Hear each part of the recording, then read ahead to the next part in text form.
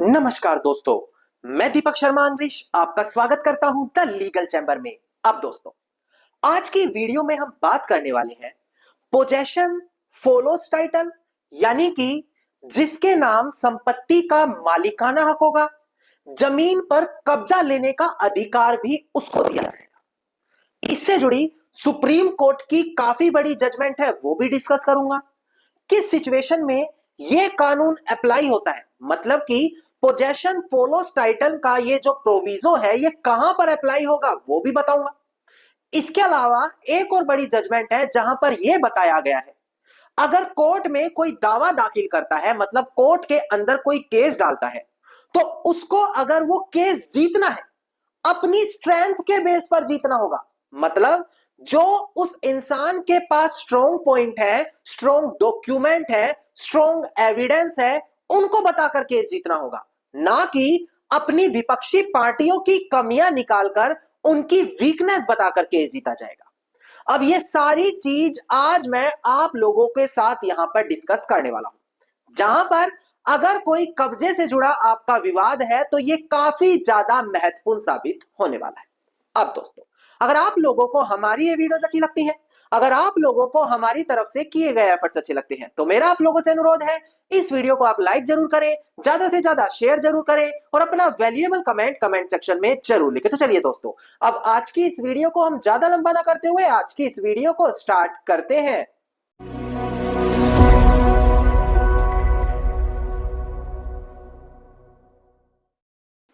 अब दोस्तों, सबसे पहले वीडियो की स्टार्टिंग में हम डिस्कस करें कि आखिरकार पोजेशन फॉलोज टाइटल कहते किसको है। देखिए, एक बार कोर्ट के सामने ऐसी सिचुएशन आकर खड़ी हो गई जहां पर जो दोनों पार्टी, जिसने कोर्ट में दावा किया था और जो कोर्ट केस में अपना बचाव कर रहा था, जिसे प्लेंटिफ और डिफेंडेंट भी कहते हैं, वो दोनों ये बोल रहे थे कि जमीन पर हमारा कब्जा है और कोर्ट हमारे पक्ष में ही आगे कब्जे में रहने का ऑर्डर पास करे। जो अक्सर देखने को भी मिलता है कि जब कोर्ट में कोई दावा डाला जाता है तो दोनों पार्टी क्लेम करती हैं कि हमें स्टे दो, कब्जा हमारा है, या फिर हमें इस प्रॉपर्टी पर रहने का अधिकार है, हमें अधिकार दो। यह चीज कोर्ट से अक्सर क्लेम की जाती है। तो वहां पर बोला गया कि जिसके पास प्रॉपर्टी का टाइटल होगा, मतलब जो प्रॉपर्टी का मालिकाना हक रखेगा, जिसके पास जमीन के मालिकाना हक के दस्तावेज होंगे, उसी को संपत्ति पर कब्जा बनाने का अधिकार मिलेगा। अब ये किस सिचुएशन में होता है, सबसे पहले आपको ये जानना अनिवार्य है। देखिए दोस्तों, कई बार ऐसी स्थिति कोर्ट के सामने आती है जहां पर जो कोर्ट में दावा करने वाला है और उस दावे के अंदर विपक्षी है, उन दोनों के पास संपत्ति पर कब्जा दिखाने का रेलिवेंट एविडेंस नहीं होता। उदाहरण के तौर पर, अगर एक खेती की जमीन है, खेती की जमीन पर अक्सर देखने को मिलता है वहां कोई बिजली मीटर नहीं है, पानी का मीटर नहीं है, किसी दूसरी प्रकार के जमीनी दस्तावेज नहीं है। जो इंसान कब्जे में लंबे समय से 15 साल 20 साल वो सिर्फ वहां पर खेती करता है और फसलों को बेच देता है, अपने इस्तेमाल के लिए लेता है। वहां पर अगर वो कल को प्रतिकूल कब्जे का दावा करता है कि भाई मैं तो 12 साल से ज्यादा हूं, मेरा अधिकार है, तो वहां पर हम क्या बोलेंगे, यानी कि जो संपत्ति का मालिक है वो क्या बोलेगा कि कब्जा करने वाला तो झूठ बोल रहा है, वो 12 सालों से कब्जे में तो नहीं है। अब ऐसी स्थिति में जिसका जमीन पर कब्जा है वो कोर्ट में कोई एविडेंस दिखा ही नहीं पाएगा। खेती की जमीन है, आखिरकार एविडेंस लाएगा कहां से? तो वहां पर यह कानून लागू होता है, क्या? Possession follows title.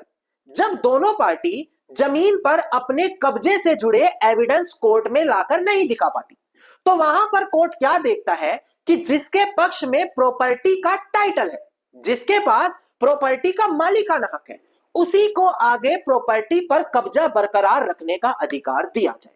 यह एक काफी इंपॉर्टेंट कंसेप्ट होता है जो लोगों को पता होना अनिवार्य है। यह जब इस्तेमाल किया जाता है जहां पर स्ट्रॉन्ग एविडेंस नहीं होते कब्जे के, और एक पार्टी नहीं, दोनों ही नहीं दिखा पा रही होती, तब वहां पर यह दिखाया जाता है कि हमारा हक है, हमारा मालिकाना हक है, और पोजेशन फॉलोज टाइटल के आधार पर हम यहां पर कब्जा बरकरार या कोर्ट से कब्जा मानने के अधिकारी हैं। नाउ ये बात आ गई एक।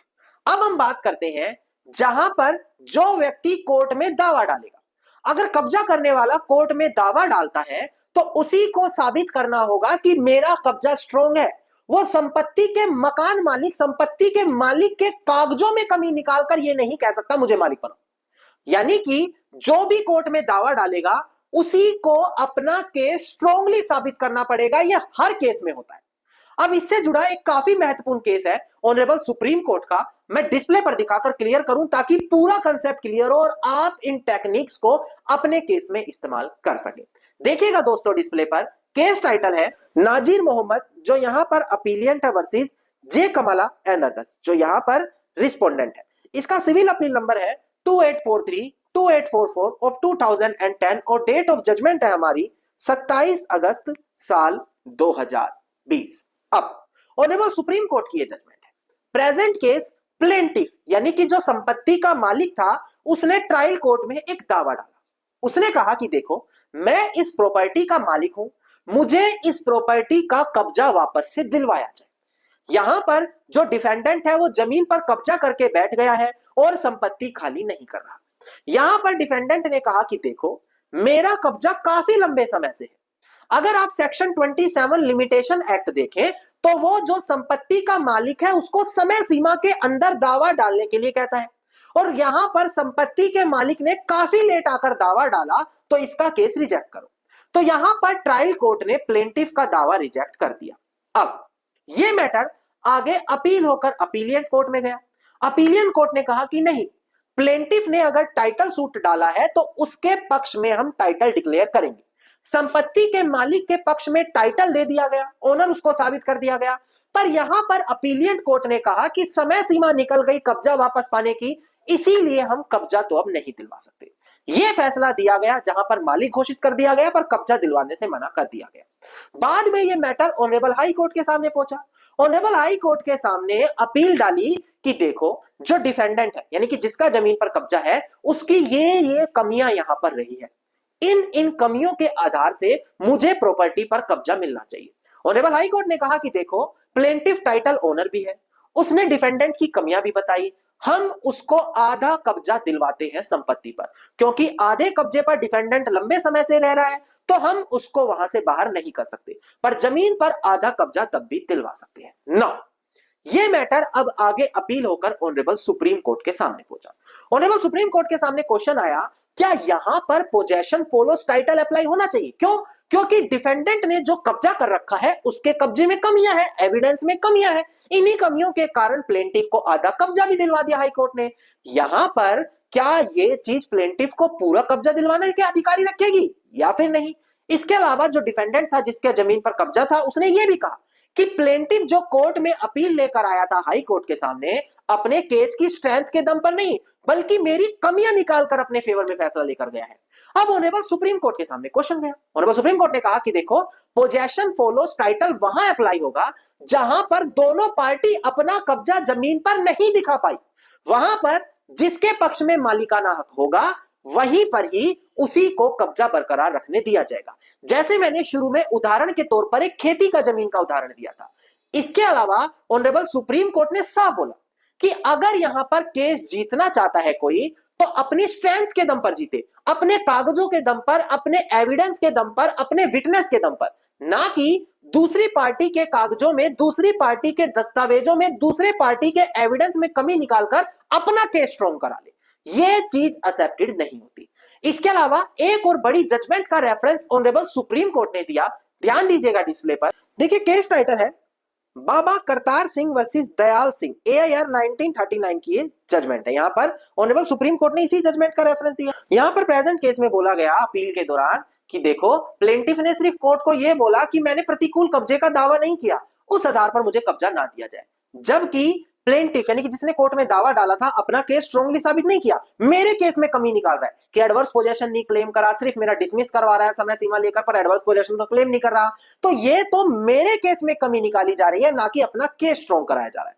तो ऑनरेबल सुप्रीम कोर्ट ने भी यहां पर यही कहा कि देखो भाई, अगर बात आती है केस को जीतने की, तो अपनी स्ट्रेंथ के दम पर केस जीता जाता है, ना कि सामने वाली पार्टी के केस में कमी निकालकर। जैसे यहां पर यह बोला जा रहा था कि कब्जा करने वाला लंबे समय से कब्जे में तो है, पर उसने प्रतिकूल कब्जा क्लेम नहीं किया, एडवर्स पोजेशन क्लेम नहीं किया, तो उसका अधिकार नहीं होना चाहिए, और इसी ग्राउंड पर हाई कोर्ट से आधा कब्जा भी ले लिया। तो ऑनरेबल सुप्रीम कोर्ट ने अपीलियंट की यानी कि कब्जा करने वाले की अपील को स्वीकार करा और यह साफ बोला कि यहां पर अगर किसी को केस जीतना है तो अपनी स्ट्रेंथ के दम पर जीते, ना कि दूसरों की कमियां निकालकर। अब लोगों के मन में आएगा कि सर देखो, यहां तो कब्जा करने वाला जीत गया। जी नहीं, आपको दो चीजों पर ध्यान देना है, पोजेशन फॉलोज टाइटल, अगर ऐसा कब्जा है जहां पर उसके पास प्रॉपर एविडेंस नहीं है तो पोजेशन फॉलो टाइटल लगाओ, अपना कब्जा, अपना मालिकाना दिखाओ और अपने पक्ष में उसका कब्जा ले लो। दूसरी चीज, अब ये आपको ध्यान रखना है, अपने केस की स्ट्रेंथ पर केस जीतना है, ना कि दूसरी पार्टी ने क्या क्लेम नहीं किया, दूसरी पार्टी की क्या कमी रह गई, उस ग्राउंड पर आप अपने पक्ष में निर्णय नहीं लिखा सकते। हां, सपोर्ट में ले सकते हैं, पर उस एक अकेले ग्राउंड पर पूरा केस अपने पक्ष में नहीं ले सकते। यह चीज मैंने रेलिवेंट जजमेंट में आप लोगों को क्लियर करी। तो दो बड़े कंसेप्ट, पोजेशन फॉलोज टाइटल, जो हो सकता है पहली बार आपने सुना हो, और दूसरा स्ट्रेंथ ऑफ द केस, ये दोनों मैंने यहां पर क्लियर करे, जो आपको हर प्रकार का केस जीतने में मदद करेंगे।